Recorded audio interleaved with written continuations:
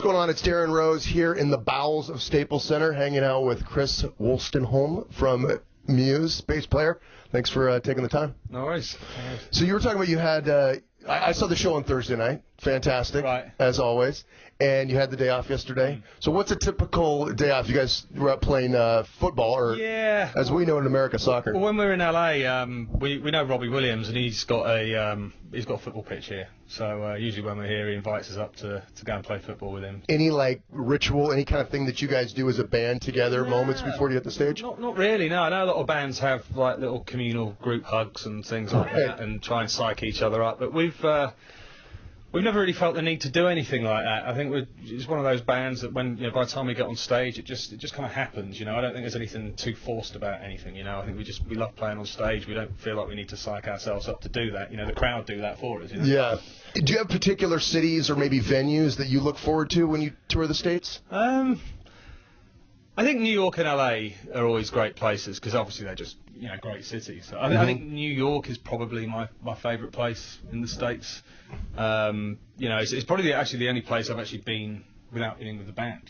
Oh, really? So many times I've been here, it's always been with a band. But I did actually go to New York with my wife for a few days as well. Can you tell the difference between fans, just from city to city? You get some crowds that tend to prefer to stand and watch, kind of take the whole experience in, and then there are some places you go to where it's just crazy. Yeah.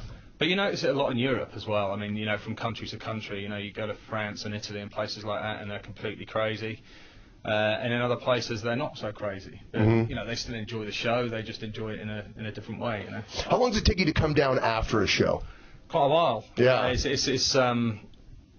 difficult because sometimes your sleeping patterns can get really out of sync because you come off stage at 11 o'clock and it's 3, 4 in the morning before you get to sleep sometimes, because even if you're really tired during the day, you come off stage and you're just buzzing. Wired, yeah. It takes quite a few hours for that to go away. So yeah, it can be difficult sometimes. When you got that first chunk of Muse money, was there a luxury item that you bought for yourself? I was quite young when I had a kid, so I think while all the other guys were going out and spending their money on toys, I kind of had to do the sensible thing and buy a house and a car. What first album you ever bought? I kind of want to find out about your influences growing up. What was the first attraction to music for you?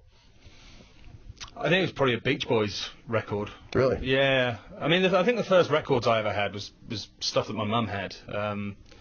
When I was about 5 or 6, we moved to this new house and we went into the backyard and somebody had left one of those suitcase record players. And we thought it was broken, but my dad put a plug on it, plugged it in, and it worked fine. So my mum gave me a whole bunch of records, and there was a lot of greatest hits type, so the Beatles, the Beach Boys, and things like that. So I became a really big Beach Boys fan quite young, and I think probably the first album I bought was probably a Beach Boys album, I think. Favorite song to play live?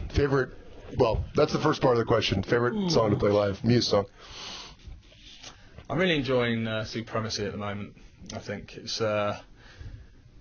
just such a big riff. It's real slow, kind of sexy kind of feel about it, that song, and that's that. It's kind of right at the start of the set as well. Is there a butterfly before you hit the stage? Of course, you always that kind of half an hour before the show, you always get nervous and you always have to take 10 minutes to yourself just to have a little cry or something. You guys have reached a level of success now where you have a lot of admirers, people, fans of your band. Have you had those moments where you're like, wow, I'm meeting so-and-so? I think it's pretty around late 1999 where we got offered a gig with the Chili Peppers and the Foo Fighters in Paris in an arena called the Bercy. Which was a huge gig to us at the time. I mean, we were used to playing to 100, 200 people, and all of a sudden we had this gig with these two huge bands in front of 18,000 people. But I think the thing I was more excited about was not so much the gig, was actually meeting Dave Grohl, because I was a huge Nirvana fan in the day. And it was really strange because we were kind of hanging out backstage and kind of just crossed paths with Dave Grohl, and he came over and was like, I really like your band. We've been spinning Muse for months and months and months now, starting to get into Panic Station. So I want to ask you about Panic Station. Can you give us how that song was conceived from a creative standpoint? It's the first time we've done anything that's remotely funky or, that up. It's a very up song and very positive maybe not lyrically, but musically, it's very positive and very.